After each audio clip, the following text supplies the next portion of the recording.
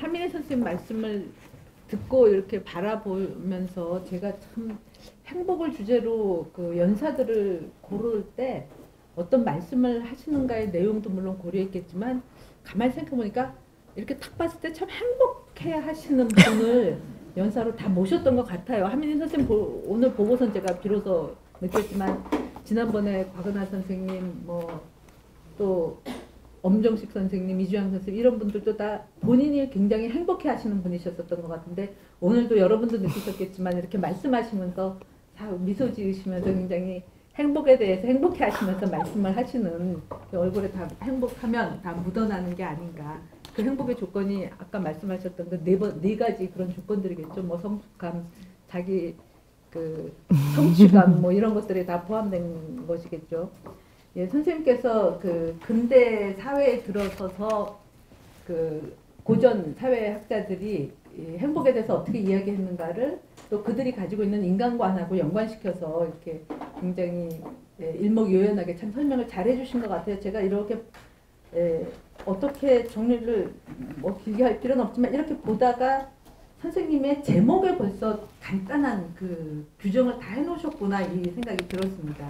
꽁뜨 부분에는 행복의 실증적 조건 이렇게 써 있습니다. 그러니까 꽁뜨가 행복을 뭐라고 규정했는가가 그 행복의 조건을 실증적으로 규정할 수 있고 이렇게 규정될 수 있는 것으로 행복을 파악했다라는 것. 그 다음에 듀르카임은 그 부분에는 행복과 욕망의 규율, 그러니까 욕망을 규율해 나감으로써 우리가 행복할 수 있다. 그 다음에 막스에서는 노동과 공동체의 행복, 그러니까 결코 개인으로서 행복한 게 아니라 공동체가 전체적으로 행복해야 개인도 행복해질 수 있다라고 생각한다는 것. 그 다음에 막스 베버에서는 합리화와 행복, 합리화해감으로써 우리가 행복해진다. 라는 식으로 이제 행복을 잘 설명해 주셨습니다. 그리고 현대 사회학에서는 또 행복에 대해서 어떻게 논의하는가도 굉장히 아주 체계적으로 잘 말씀해 주신 것 같은데 여러분께서는 그래도 질문이 있으실 것 같은데 해주십시오.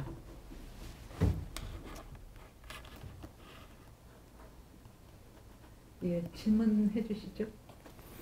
제가 여러 분 행복하냐고 여쭤봤는데 제가 질문에 대한 답부터.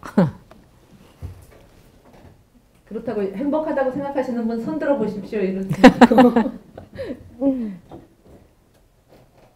아니면 이 사회학자들이 행복이라고 말한 규정 중에서 뭐 이 안 계시는 부분 아니면은 부족하다고 생각되시는 부분 여러분이 생각하시는 행복이 이 규정으로서는 충분하지 않다고 여겨진다거나 또 한민희 선생님한테 이 넷 중에 어느 분이 제일 마음에 드느냐라든가 뭐 한민희 선생님 생각하시는 행복 더 구체적으로 좀 설명해달라든가 뭐 여러 가지 질문들 해주시기 바랍니다. 선생님 행복하시죠? 저한테? 예, 선생님. 그럼 제 얘기부터. 네. 이게 지금 되나요? 마이크가? 네.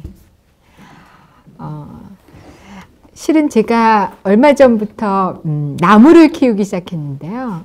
그 나무를 키우면서 진짜 행복해요. 뭐라 그러나, 그 생물, 그죠? 살아있는 그 식물도, 한 생물로서, 그러니까 식물과 이렇게, 뭐라 그러나, 대화하는 느낌? 근데 처음에는 저더러, 나무 키워놓으면 다 자란다는 거예요. 그냥 심어만 놓으면 다 자란다 그래서 그 말을 그냥 믿었는데, 그건 아니고, 주변의 사람들 말씀이 나무도 사람 발자국 소리를 듣고 큰다는 거예요. 그러니까 그만큼 관심과 애정을 쏟아야 이제 커질 수 있다. 잘 자란다. 그 맞는 말인 것 같고요. 나무를 키우다가 사실은 무슨 생각을 참 많이 하게 됐냐면 학생들 생각을 참 많이 하게 됐어요. 그러니까 무슨 말씀이냐면 얘기가 조금 그죠? 곁가지를 치긴 하는데 가만히 보면 우리 나무만, 그러니까 우리 밭만 그 나무를 잘 키울 수가 없어요. 왜냐하면 그 동네에 다른 나무들이 오염이 되면 거기에 있던 많은 그 벌레들이 이제 그거 따먹고 옆 밭으로 옮겨오기 때문에 이 환경이 혼자서는 절대로 우리 밭만 깨끗하게 키울 수 없다는 걸 보면서 결국은 우리도 학생들을 우리 아이들을 키울 때 환경이 얼마나 중요한가를 이제 생각하게 됐고요. 또 하나는 나무들이 굉장히 어린데 잔가지들이 굉장히 많이 나와요. 그러면 이제 주변에서 전문가들이 와가지고 이런 건 다 쳐줘야 된다는 거야. 잔가지들은 쳐줘야 되는데 흔히 이제 경영학에서 말하는 선택과 집중. 예. 삶에도 선택과 집중이 필요한 것처럼 나무도 선택과 집중이 필요한데요. 문제는 전문가들은 어느 가지를 쳐줘야 되는지를 알아요. 그러니까 2년 내지 3년 후에 이게 어떻게 자랄지가 다 보이기 때문에 요거를 잘라주라 그러는데 저 같은 비전문가는 어떻게 해야 될지를 참 모르는 거예요. 그래서 이게 경험도 중요하고 전문 지식도 중요하고 나무를 키우는 것조차도 뭐 이런 것들을 이제 느끼고 결국 엄마들도 아이들을 키울 때 너무나 잔가지 많게 해가지고 키우지 말고 그야말로 그냥 선택과 집중이 필요할 것. 하여튼 뭐 나무를 키우면서도 그런 생각도 하면서 이게 그 예전에 왜 절이나 수도승 신부들이 그 수련하는 곳 옆에는 다 농사를 짓도록 했다고 합니다. 그게 이렇게 마음 수련에도 굉장히 도움이 됐다고 하는데 진짜 마음의 평온을 찾으면서 이런 게 행복이구나 뭐 이런 거 느낄 때가 있었어요. 그런데 최근에 이제 여러분도 아시다시피 그죠? 엄청난 그 한국 사회의 그 굉장히 취약한 것들을 완벽하게 드러내는 사건을 접하면서 혼자만 행복할 수가 없는 거죠. 그러니까 행복이라는 건 결국 지극히 개인적인 행복도 물론 있지만 우리는 역시 사회적인 베큐um, 그 상태에 사는 사람들이 아니기 때문에 이 사회라는 게 얼마나 중요한가를 이제 또 한 번 최근에는 생각하게 됐는데 제가 그 16일 날 학생들하고 수업을 했어요. 수업을 했는데 12시 30분 수업이었는데 그때만 하더라도 그 사고가 난 그날 12시 30분만 하더라도 이렇게까지 상황이 심각한 줄은 몰랐기 때문에 학생들하고 가벼운 대화를 하고 끝났어요. 그러고 나서 아마 하여튼 중간고사 기간이 있고 그러고 나서 학생들을 만났는데 2주 후에 만났는데 너무너무 오랜 시간이 흘러갔다는 느낌이 들고 제가 학생들을 바라볼 수가 없는 거예요. 이렇게 바라볼 수가 없었고 여러 가지 이유로 그리고는 수업에 집중하기도 굉장히 어려웠던 경험을 했습니다. 그래서 요즘은 행복하지가 않아요. 한국 사회에 산다는 게. 제가 선생님 행복하시죠 하고 물었던 게 그냥 머쓱해지면 아니. 네, 그렇죠. 아마 4명 선생님께서 소개해 주신 사람 중에서 금연을 가장 강조했었던 것이 막스가 했던 사람이 막스가 아닐까 그렇죠. 이런 생각이 네. 듭니다. 네. 또 다른 질문 있으면 해주시죠. 선생님께서는 식물을 가꾸시면서였지만 뭐 집에서 개를 기르면서도 있을 테고 또 사람 간의 관계에서도 또 우리 많은 부분 행복을 찾기도 할 테고 그럴 것 같습니다. 자, 질문해 주시죠. 철학과 석사 졸업생 최은영이라고 합니다. 네. 강연 잘 들었고요. 네. 강연 초두에 근대에서 처음 사회라는 개념을 취했다고 하셨는데 그러면 그 근대 이전에는 어떤 인간 공동체를 대할 때 어떤 식으로 사람이 인식했는지 이게 좀 궁금하고요. 제가 그 우리나라 사람들이 사회라는 거에 낯설다라고 했던 부분을 제가 살짝 놓쳤었는데 그 부분 다시 한 번만 말씀해 주시면 좋을 것 같고 앞으로 이제 우리나라의 사회 학자로서 어떤 과제들이 있는지 또 궁금합니다. 네. 굉장히 좋은 질문. 네. 답하기는 어려운. 네. 혹시 또 비슷한 질문이 있으신가요? 없으시면 한번 좀 생각을 해보겠습니다. 이제 그 근대가 출현하기 이전에, 그죠? 근대 국민국가가 출현하기 이전에는 아무래도 유럽 쪽은 봉건 사회잖아요. 그러니까 뭐 봉건 영주들을 기반으로 해서 농노라고 하는 신분을 가진 그죠? 그런 집단이 있었을 것이고 그들에게는 우리가 지금 생각하는 이런 종류의 사회는 없었을 거라고 보는 거죠. 그러니까 신분 사회는 특징이 뭐냐면 예를 들어서 여러분들은 지금 현대 사회 근대를 넘어서 이제 현대 사회로 와서 현대인들의 삶에서 굉장히 중요한 화두 중에 하나가 Who I am, 나는 누구냐. 그러니까 나라는 정체성을 찾아가는 게 우리한테는 굉장히 중요한 과제이지만 만약에 여러분들이 중세에 태어났더라면 고민할 필요가 하나도 없는 거죠. 너는 누구다 라고 태어나는 순간부터 정해져 있고 심지어 어디 살아야 되고 무엇을 먹어야 되고 무슨 옷을 입어야 되고 무슨 일을 해야 되는지 자체가 다 정해져 있는 상태에서 삶이 완전히 양식화되어 있다. 이런 표현을 쓰죠.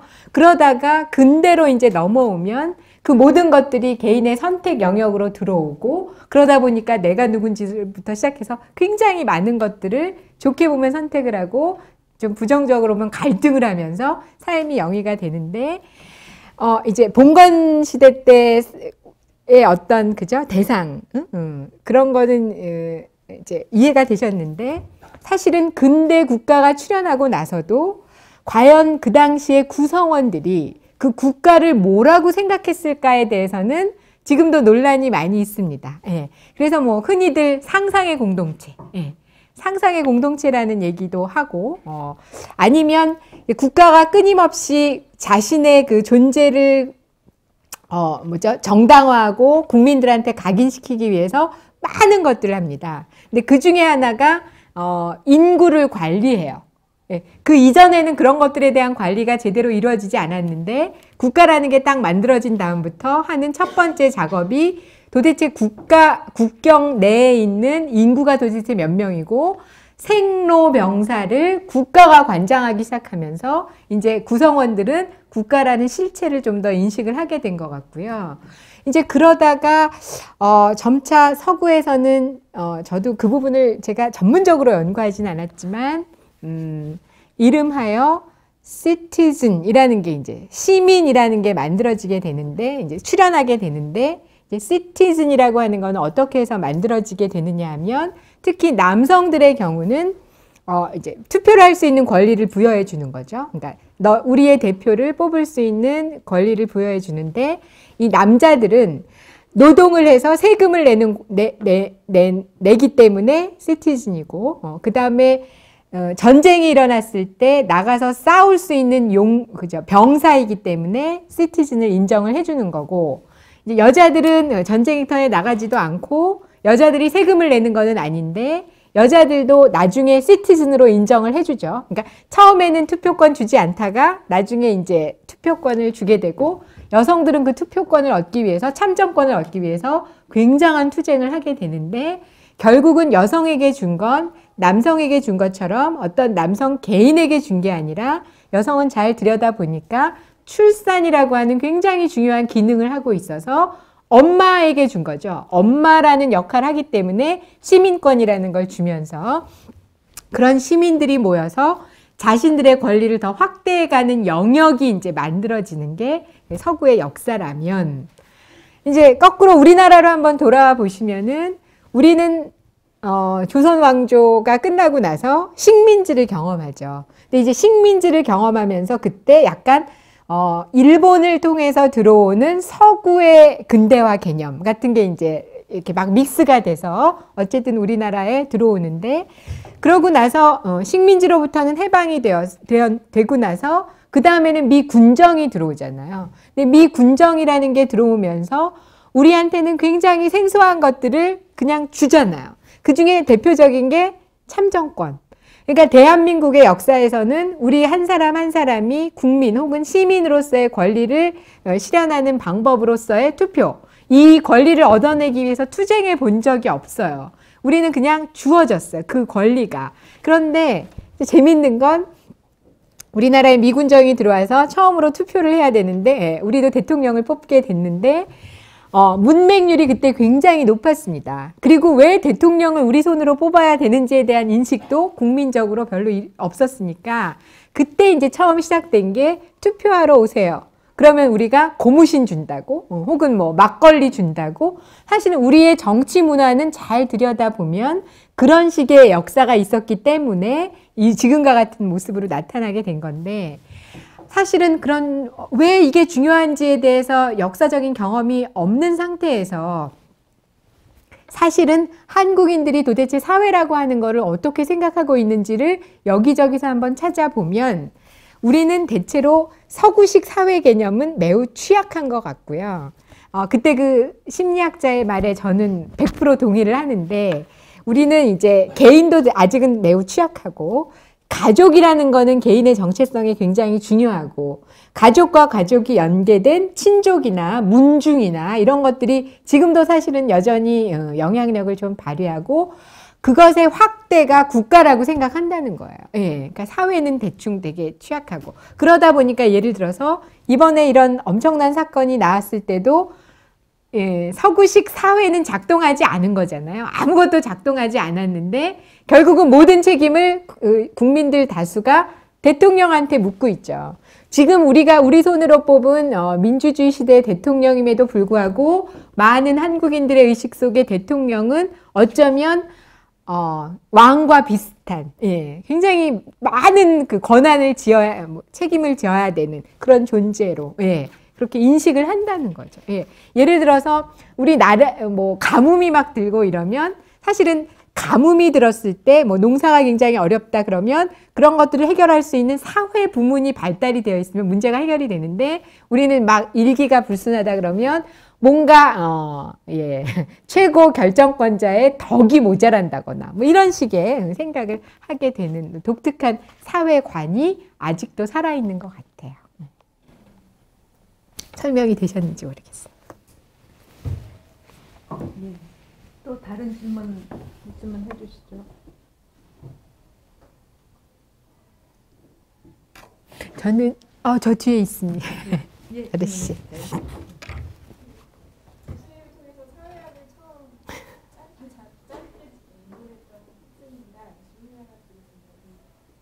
행복이 측정 가능한가에 대해서 본인도 굉장히 양가적인 입장을 갖고 있다라고 말씀하셨는데 저는 질문이 뭐냐면 왜 측정해야 합니까? 왜 측정해야 되는지 어떻게 생각하시는지 말씀해 주시면 좋겠고 그 측정을 한다는 것 자체가 굉장히 관리자적 입장이 아닌가. 그냥 관리자가 그 사람들의 행복 지수를 어느 정도 내가 관리해 주겠다 그런 목표를 갖고 측정을 한다면 그 틀 안에서 이제 행복을 느끼게끔 해서 느낄 수 있는 환경에서 행복을 자기 어느 정도 만족하는 사람들이 계속 행복할 수 있는 건지 그런 거에 대해서 어떻게 생각하시는지 답변해 주시면 감사하겠습니다. 제가 사회학을 너무 잘 가르친 것 같아요. 너무 멋진 질문. 왜 측정해야 하는가? 그죠? 저도 만약에 그냥 사회학자가 아니라면, 그냥 저 개인에게 그 질문이 들어왔다면, 저도 그 측정하는 그 행복에 대한 측정 작업을 하는 그 많은 학자들에 대해서 저도 썩 좋은 감정을 갖고 있진 않고요. 조금 또 다른 얘기지만, 예를 들어서 이제 심리학자들이 그런 테스트 많이 하잖아요. 예전에 저도 디스크 진단을 받은 적이 있어요. 디스크 이 사람의 기질이나 이런 게 D는 더미넌트한가, I는 인티그레이션을 맞나? 인터랙션인가? 상호작용을 잘하는 사람인가? S가 뭐죠? 스테이블한가? 스테빌리티? C가 뭔가 제가 지금 다 잊어버렸는데요. 그런 것들이 어느 부분이 발달됐는가 강한가를 보면서 설문지를 저한테 답하라는 거예요. 그래서 제가 나중에 나온 저의 그 성격이 나오긴 나왔는데 저는 그 설문에 답을 하면서 설문이 잘못됐다고 계속 생각을 한 거예요. 왜 이런 설문을 하지? 아니면 이거는 A라고 답하기도 그렇고 B라고 답하기도 어렵네. 이러면서 계속 그 디스크를 진단하는 설문지를 오히려 비판했던 그런 경험이 있는데요. 그런 측정 자체가 갖고 있는 기본적인 한계에 대해서는 저도 100% 동의를 하면서도 한 가지 그럼에도 불구하고 조금 필요하다고 생각하는 부분은 제가 아까 모두에 말씀드렸던 이 행복이라고 하는 걸 너무나 개인적인 수준으로 가지고 가면 할 게 아무것도 없는 거죠. 정말 노예도 행복할 수 있고 가난한 사람도 행복할 수 있고 옛날에 그 철학자 누구죠? 그 왕이 그 그늘 디오게네스도 굉장히 행복한 사람인 거죠. 왕만 나를 귀찮게 하지 않으면. 그러니까 그렇게 가져가면 행복에 대해서는 할 얘기가 하나도 없는데 아까 왜 불평등이 굉장히 불평등 정도가 높으냐 낮으냐에 따라서 사회 구성원들이 느끼는 삶의 질이나 행복감이 달라진다고 하는 건 향후에 그 어떤 사회 정책이나 삶의 질을 논의할 때 충분히 의미가 있는 것 같아요. 그럴 경우에 우리가 하고 싶은 얘기는 너무나 불평등을 심화시키지 않는 방향으로 가야만 그래도 구성원들이 어느 정도 삶의 질을 높여갈 수 있지 않냐. 그러니까 너무나 그 정책이나 국가가 주도하는 그 많은 프로그램들이 우리의 행복을 하나로 재단해서 통제하고 간섭하고 관리하려고 하는 게 아닌가 하는 의심의 눈초리도 인정하면서 그래도 불평등을 완화시켜야 된다. 뭐 이런 논쟁도 저희가 할 수 있기 때문에 기능은 조금은 있는 것 같다. 이렇게 정리할 수 있을 것 같아요. 예, 또 다른 질문 해주시죠. 아까 질문했던 저는 이제 질문을 하면 너무 무식한 질문이 될 것 같아서 그런 건 없습니다. 그러니까 아까 질문하신 분이 뭐 행복은 뭐 왜 측정해야 되나라고 했는데 저도 이제 교수님 생각하는데 동일하게 생각했던 부분이 뭐냐면 저는 반드시 측정되어야 된다고 생각했던 부분이거든요. 네. 그러니까 왜 그런 생각을 했냐면 여기 저희 설문지들이 저희는 이런 거가 굉장히 재미있고 네. 그다음에 뭐 유니세프에서 소득 상위 20% 뭐 하위 20% 했다는데 그러니까 결국은 갭이 큰 데서는 좀 불평등이 심했고 그러니까 갭이 다 같이 못 살면 그래도 행복해했고 다 네, 같이 맞아요. 못 살면 행복했는데 이거가 누구는 잘 살고 누구는 네. 못 살기 때문에 그게 불행한 사람들이 느끼는 사람들이 많았다고 하는 거니까 결국은 상대적 박탈감이 행복의 어떤 잣대가 되는 것 같아서 네. 만약에 이런 상대적 박탈감이 큰 사회에서 그러지 않은 사회로 가려면 이런 거는 뭐 예를 정책 위반자들이 될 수 있으면 그런 사회로 갈 수 있도록 뭐 그러니까 세금을 갖다가 좀 윗사람들한테 많이 매긴다 이런 것까지 단계까지 갈 수 있으니까 어차피 행복이 나만의 행복이 아니라 어떤 그 국가적인 공익적인 넓은 차원의 어떤 복지까지 생각을 한다면 이런 것들이 계속 만들어 사회학이라는 게 저기 어떤 의미가 있으려면 영향력을 주려면 뭔가 이렇게 사회에 기여를 하려면 이런 것들이 많이 만들어지고 그거가 좀 좋은 방향으로 갈 수 있도록 공적인 의미에서 갈 수 있으면 이런 것들이 계속 만들어지고 퍼지고 물론 이게 어떤 모양으로 만들어질 수는 없지만 인덱스돼서 자꾸만 이런 것들이 나와지면 그쪽이 더 가야 되는 방향이 아닌가 그러니까 그런 생각이 들었어요. 네. 동의합니다. 선생님 전공은? 네, 기독교입니다. 네. 약간 좀 사회복지나 뭐 이런 데 관심이 많으실 것 같다고 생각을 했는데 아까 우리 김마리 선생님 얘기에 제가 조금 더 부연을 한다면 이제 이런 연구를 통해서 이게 더 나은 그 정책을 제안하는 방향으로 갈 가능성도 있고 또 굉장히 그 정책이 위험할 수도 있는데요. 이제 사실은 또 하나 재미있는 사례가 있습니다. 예전에 미국에서 아내 구타, 그러니까 아내들이 남편으로부터 학대를 받고 있다. 이게 이제 사회적으로 널리 알려졌던 어떤 사건이 있었습니다. 이제 그리고 나서 국가에서 이제 조사를 해요. 매맞는 아내를 위한 쉘터를 만들기 위해서 대규모 조사를 했는데 그 조사를 하던 와중에 어떤 것들이 이제 밝혀지게 됐냐 하면 8명의 아내가 남편으로부터 매를 맞는 동안에 1명의 남편이 아내로부터 매를 맞고 있는 거예요. 그러니까 매 맞는 아내만 있는 게 아니라 매 맞는 남편도 있다는 게 밝혀졌고 많은 경우에 매 맞는 아내들은 남편으로부터 완력, 그러니까 이렇게 남편이 뭐 술이 취했다거나 이랬을 때 폭력을 행사하는 경우가 많은데 여자들의 경우는 남편들에게 육체적으로는 당할 수 없기 때문에 무기를 많이 사용한다는 거예요. 그래서 피해자의 입장에서는 더 치명적인 결과들이 많대요. 근데 이제 여자들이 사용하는 무기가 대체로 부엌에 많이 있다는 거예요. 뭐 이제 이런, 그러니까 정책, 어떤 매 맞는 여성들을 위한 정책을 입안하기 위해서 사회조사를 하다 보니까 또 다른 결과들이 밝혀지면서 이제 그 다음에는 또 어떤 논의가 이제 전개가 됐냐면 그럼 왜 여성들만을 위한 이걸 만들어야 되냐? 남성들을 위한 쉘터도 만들어야 된다. 뭐 이런 이제 논쟁들이 일어나다가 결국 예산은 제한되어 있는데 결과적으로는 어느 누구의 쉘터도 만들어내지 못하는 그런 약간의 시행착오를 겪은 적도 있고 뭐 그렇습니다. 그래서 그러니까 정책 입안을 위한 리서치를 할 때는 굉장히 목표도 분명해야 되고요. 이것이 앞으로 어떤 것을 지향하는지도 굉장히 분명했다면 이런 시행착오를 좀 줄일 수 있었을 텐데. 근데 굉장히 흥미로운 사례 중에 하나예요.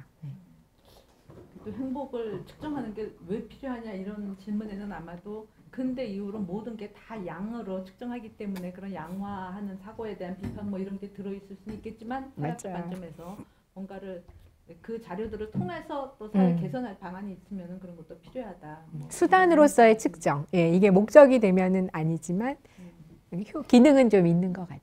예. 그 근데, 양으로 다 환원되진 않겠죠. 남겨지는 부분들은 있겠지만. 근데 참 재밌는 게, 이게 재밌다고 말하기는 그런데 지금 고전 사회학자들은 보시면 전부 다 유럽 사람들인 거는 느껴지시죠. 그러니까 이제 유럽에서 사회학이라는 학문이 태동이 되었고 이 학자들의 논의는 보면은 이렇게 철학적인 논쟁들이 굉장히 많잖아요. 정말 깊이와 그 역사성과 이런 것들을 가지고서 이렇게 통찰력이 있는데 이 학문이 이상하게 미국이라는 땅으로 딱 가죠. 그럼 완전히 비헤이비어리즘으로 돼요. 그래서 그러니까 예를 들어서 요즘 뭐 문화에 대한 연구를 참 많이 하는데 문화라고 하는 게 유럽 쪽에서는 cultural studies 쪽으로 가면 문화는 결국 인간의 존재 양식이라는 차원에서 정말 깊이 있는 논의들이 막 이루어지고 있는데 요 문화가 미국으로 가니까 sociology of culture 해가지고 완전히 뭐 여러 가지 행태들을 막 연구하는 거예요. 뭐 엽비들은 어떤 문화를 갖고 있나. 그러니까 막 소비 문화 쪽으로 막 연구가 되고 뭐 이런 식의. 그러니까 행복도 묵직하게 연구가 되다가 미국으로 건너가면서 막 측정하고 이런 현상. 내가 너무나 저도 미국에서 공부했지만 미국 사회학을 좀 폄하하는 경향은 있지만 측정이 갖고 있는 한계도 우리가 분명히 해야 될 것 같습니다. 자, 또 다른 질문 있으면 해주시죠.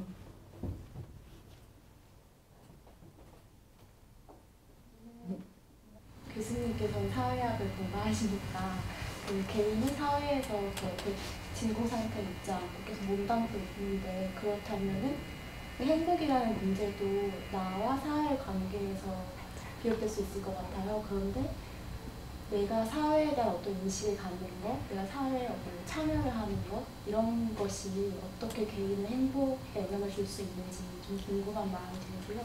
또 하나는 꼭 그런 것이 행복인가 마치 제가 느끼기에는 꼭 투쟁을 해야 할 것만 같아요. 그렇게 된다면 사회와 나의 관계를 인식한다면 그러면 꼭 그런 형태가 된다면 정말 행복할 수 있을까? 오히려 그런 것들을 모르고 아까 강의에서 나왔던 것처럼 오히려 모르는 것이 더 행복할 수 있다, 더 만족도가 높을 수 있다는 얘기잖아요. 그래서 저는 그게 굉장히 궁금하고 우리가 더 알고 더 의식하고 더 깨달은다고 해서 정말 행복할 수 있을까라는 생각이 좀 어지럽게 들고 있어요. 개인을 사회 안에서 발견할 때 투쟁을 해야만 될 것 같다라는 의식을 하게 되는 겁니다. 사회학하는 친구들이 공통으로 하는, 그러니까 자주 하는 고민 중에 하나인 것은 확실한 것 같아요. 그러니까 그럴 때 이제 제가 하는 얘기들은 또 다시 저의 경험으로 돌아와서 이런 거죠. 예전에 이화여대 앞에 지금은 그 럭키 아파트가 들어서 있고 재개발이 되었는데 그 지역이 굉장히 빈곤한, 그죠? 빈곤한 달동네였었습니다. 근데 학생들이 이제 사회학에서 주로 얘기하는 것 중에 하나가 우리는 이 세상을 있는 대로 보는 것이 아니라 이제 우리가 보는 대로 세상이 존재한다. 이제 이런 것들을 이제 처음에 가르치면서 내가 가난하지 않다고 해서 가난이 이 세상에 존재하지 않는 것은 아니다. 그러면 내가 가난한 사람들이 존재한다는 것을 모르는 상태에서 나는 가난하지 않으니까 I'm happy 하는 게 나는 행복하다고 하는 게 과연 그 다음에 물어볼 말이 되게 어렵네. 사회학자로서 과연 우리는 그럴 수 있을까? 이제 이런 질문들을 많이 이제 서로 공유를 했었는데요. 기왕이면 나는 가난하지 않지만 다른 사람들도 가난하지 않았으면 좋겠어요. 저는 사회학자로서 가능한 한 가난한 사람들이 적을 때 적어도 먹고 사는 생존의 문제는 크게 걱정하지 않아도 되는 그런 사회가 되면 아까 다시 이제 선생님이 말씀하신 대로 돌아가면 기왕이면 가난한 사람과 부자인 사람들 간의 괴리가 적은 사회가 되면 내가 훨씬 더 행복할 수 있을 것 같은데 그럴 수 있는 방법이 꼭 투쟁만 있는 거는 아닐 것 같아요. 예, 예를 들어서 우리가 굉장히 부러워하는 그 서구의 복지사회들, 이 유니세프 연구에서도 구성원들이 나름대로 가장 행복감을 느끼는 갭이 적은 사회들이 주로 복지국가에 많이 집중이 되어 있는데 그런 사회는 예를 들어서 우리가 거기 여행을 하는 순간에도 내가 사고를 당하면 안전하게 사고를 누군가는 케어해 줄 거라는 믿음이 있거든요. 그런 사회를 만들어 가는 게 우리로서는 훨씬 더 좋지 않을까라는 생각을 하는 거죠. 그런 사회는 어떤 개인의 노력과 의지가 필요하다고 생각해요. 그런 어떤 이상적인 상태가 있고 내 현실이 지금 있다면 그걸 다가가기 위해서는 어떤 엑스트라의 노력이 필요한 거잖아요. 그런데 많은 사람들이 그 노력을 굳이 왜 내가 아니면은 지금도 괜찮다. 뭐 내가 굳이 이런 노력을 하지 않아도 지금 상태가 괜찮다라고 생각하는데 저는 그 한 번 더 점프할 수 있는 그 힘이 어디서 오는지 제가 교육학을 해서 그런지 모르지만 그거에 대한 관심이 있고 교육이겠지, 교육. 교육은 큰 역할을 할 수 있죠. 예. 선생님께서 말씀하시는 그런 사회가 되면 나만 행복한 게 아니고 다른 사람이 함께 행복한 사회가 되게 좋은 것 같다라고 하실 때는 그런 믿음이 있으신 거잖아요. 근데 그런 게 어떻게 가능할지도 설명하기가 되게 쉽지 않은 정말 제가 떠오르는 거 한번 해봐도 될까요? 그러니까 개인적인 차원에서 그냥 만족하면 되지 왜 남의 불행까지 내가 다 고려하면서 이렇게 뛰어나가야 되는 그 당위성을 어떻게 설명을 해주고 어떻게 교육을 시킬 수 있냐 이런 질문이신 것 같은데 제가 생각하기에는 그러니까 우리 선생님 논의에서도 계속 나왔던 것처럼 개인이 내가 그냥 행복하면 되지라는 그 행복조차도 남과의 관계에서 생겨나는 거가 아니겠는가라고 생각해 보면은 그냥 거기만 머물러 있다라는 거는 어떻게 보면은 무책임한 거라고도 말할 수 있겠죠. 그러니까 그 관계 안에서 얻은 행복인데 거기에 내가 만족하기 때문에 거기에 그냥 있고 남의 불행은 고려하지 그 노고를 내가 왜 하냐 그러지만 사실은 그 관계 안에서 내가 행복해졌으면은 그거에 그 관계 안에서 더 불행한 사람에 대한 책임은 또 내가 조금 더 져야 되는 거라고 생각할 수 있지 않을까. 그러니까 행복이 개인의 단지 느낌이 아니라 사회 관계 속에서 형성되어지는 거라는 그런 사회학적인 통찰 선생님 계속 강조하시는 그 면을 고려한다면은 당연히 그런 노고는 또 해야 되는 거가 아닐까. 그리고 그때 진짜 사실 더 많은 행복을 느끼게 되지 않을까 싶어요, 사람들이.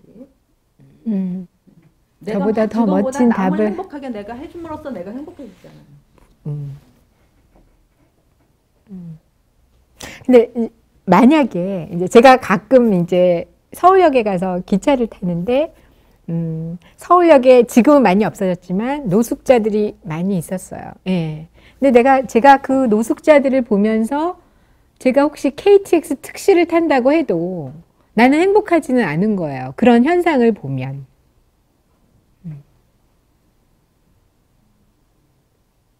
그럴 때 이제 그러면 어떻게 해야 되느냐? 그때 어떻게 해야 되느냐에는 교육도 굉장히 중요한 역할을 할 수 있을 것 같고 어떤 정책, 사회 정책도 뭐 복지랑 관련된 정책도 중요한 역할을 할 수 있을 것 같고 그리고 저는 그거를 개인에게만 책임을 전가해서도 안 되고 개인만 또 책임을 완전히 개인이 아무런 책임이 없다라고 말할 수도 없는 거고 그러니까 개인과 사회는 정말 뗄래야 뗄 수 없는 그런 관계에 놓여 있어야 한다고 보는 거죠. 또 다른 질문. 그 행복에 대해서 이렇게 이야기하는 사람들도 있더라고요. 그러니까 행복 반대가 뭐 행 반대가 불행 이렇게 하면 반대도 되겠지만 이제 그거를 더 구체적으로 표현하면 어떤 감정으로 얘기하면 고통 그렇게 얘기할 수 있겠죠. 그럼 행복과 고통 중에서 뭐가 더 근본적이냐? 그러니까 고통을 전제하지 않은 행복이라는 게 있을까? 뭐 아니면은 고통과 행복을 동일한 이런 어떤 실제성을 가지는 걸로 생각을 할 수 있을까? 그런 질문도 던져볼 수 있지 않을까 싶습니다. 어떻게 생각하세요? 행복의 반대가 고통? 아니, 고통을 행복은 전제하지. 내가 행복을 느끼면은 행복감이고 불행의 느낌은 고통이라고 말할 수 있지 않을까요? 그런데 질문의 요지가 아니 죄송합니다. 제가 질문을 했어. 질문의 요지가 아니 그러니까 행복하다는 느낌이 그러니까 만족감이 뭔가 그 만족되지 않은 상태는 고통이라고 얘기할 수 있을 텐데 네. 이 고통을 전제해야지만 이것이 충족됐을 때 우리가 만족한다라고 말할 수 있지 않을까? 있다는 거죠. 밥 먹어서 배부르고 좋다. 행복하다. 기분 좋다 할 때는 배고픔의 고통을 전제해야지만 그게 또 있게 되고 이런 관계도 그렇죠. 생각해 볼 수 예, 있지 그렇죠. 않을까. 예, 예. 그러니까 맞아요. 행복을 정의하기보다 행복이 아닌 것들을 또 논의를 하다 보면 행복의 특성이 이렇게 드러나게 되는데 선생님 말씀하신 것도 예, 그럴 것 같아요. 예. 그러니까 제가 이 생각이 문득 든 거는 내 행복감이 이게 바깥에 있는 고통과 대비가 되면서 내가 행복을 하고 느끼는 거니까 이제 완전히 개인적인 차원으로만 생각할 수 있는 건 아니다라는 그렇죠. 그런 예. 느낌입니다. 자, 또 다른 질문들 많이 있으셔도 이미 시간이 많이 지났기 때문에 예, 행복에 대한 논의, 사회학자가 본 사회학자의 시선에 포착된 행복에 대한 논의는 오늘 이것으로 마무리하기로 하겠습니다. 선생님께 큰 박수 부탁드립니다. 감사합니다.